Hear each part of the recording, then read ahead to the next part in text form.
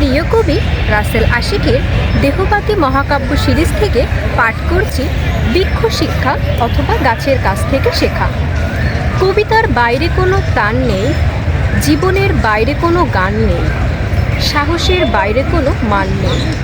আমি প্রচণ্ড ঝড়ের প্রবল বাতাসের মুখে অসীম সাহসে দাঁড়িয়ে থাকতে দেখেছি সেই গাছটিকে, যে আমাকে শিখিয়েছে হাজারো ঝড়ের মধ্যে শক্ত পায়ে দাঁড়ানোর সূত্র। আর কালবৈশাখীর ভয়ে বেহুশ হয়ে পড়ে থাকা বকবকে লোকটিকে দেখিয়ে বলছে, অনর্গল কথার চেয়ে অনেক বেশি শক্তিশালী মিথ্যার মুখোমুখি সত্যের ঝড় তোলা। এই সূত্রে হঠাৎ ঝড়ের মুখে বহু নিষ্ঠুর জালিমকে আমি ঘুণ ধরা খুঁটির জীর্ণ ঘরের মতো হুড়মুড় করে ভেঙে যেতে দেখেছি হকবঞ্চিত মানুষের অভিশাপে, ঐক্যবদ্ধ জনতার শব্দস্রোতে। আবার বহু নির্যাতিত স্বজনকে দেখেছি মহা বিপদের মধ্যে সেই নির্ভীক বৃক্ষের মতো অত্যাচারের বিরুদ্ধে বীর হয়ে দাঁড়াতে। বহু সত্যবাদীকে দেখেছি মৃত্যুর মুখোমুখি দাঁড়িয়ে ফিরিয়ে আনতে জীবনের অধিকার। আর তখনই উপলব্ধি করেছি আত্মমর্যাদা ও আপন মূল্যবোধের প্রশ্নে গণসচেতনতায় প্রতিহিংসা ও অস্থিরতার বিনাশের প্রধান হাতিয়ার। একতাই নির্যাতিত ও উৎপীড়িতের ঘুরে দাঁড়ানোর শ্রেষ্ঠ উপায়।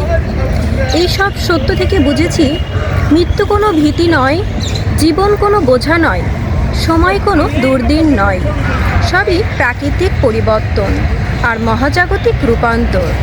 বরং মুখ বুজে ভয়কে, অন্যায়কে, ধ্বংস বলয়কে সহ্য করাই আত্মার অভিশাপ আর দুঃস্ব জীবনের সূত্রপাত।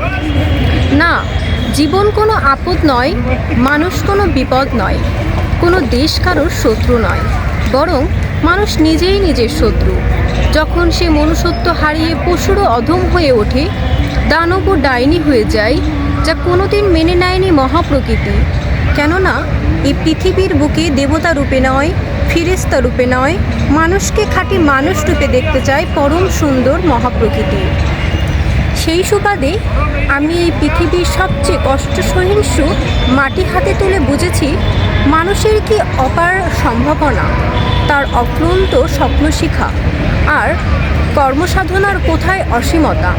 তবু আজ অবধি কোনো নোংরা হাতকে দেখিনি কাউকে পরিষ্কার করতে, কোনো ঠক লোভীকে দেখিনি সে নিজের পরিবর্তন কিংবা জগতের সংস্কার আনতে। কেবল কবিতার মতো সুন্দর, জীবনের মতো সাবলীল আর সাহসের মতো অপ্রতিরোধ্য মানুষকেই দেখেছি পাল্টিয়ে ফেলতে নিজেকে, পাল্টিয়ে দিতে সারা পৃথিবীকে। অসীম সাহসে ভালোবেসে জীবন কাব্য, যখন তার হৃদয় আত্মা মহাবিশ্বের সঙ্গে একাকার হয়ে বলে, মানুষ পারে, পারতে হয় তাকে, অন্তরে পুষে ঐক্যের শক্তি, নির্ভীক বৃক্ষের শিক্ষা।